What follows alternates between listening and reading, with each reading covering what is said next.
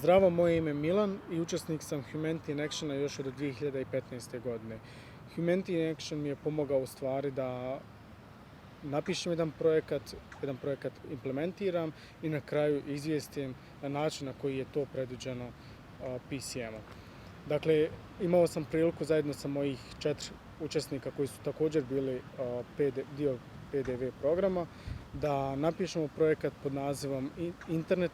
kao loš sluga, dobar gospodar, gdje smo u stvari obišli 2 lokacije, to jeste Zvornik i Lukavac, gdje smo obišli 2 srednje škole sa oko 70 učesnika je prisustvovalo našim radionicama. Na tim radionicama smo u stvari pričali šta je tu internet, na koji način se internet koristi i kako internet stvarno nam s jedne strane pomaže, s druge strane nam može biti i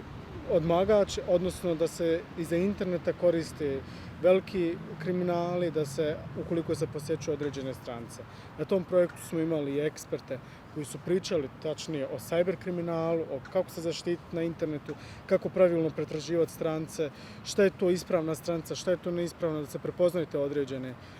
barijere i na taj način smo u stvari skrenuli mladima pažnju da kada koriste internet da vode računa o tome šta rade i na koji način.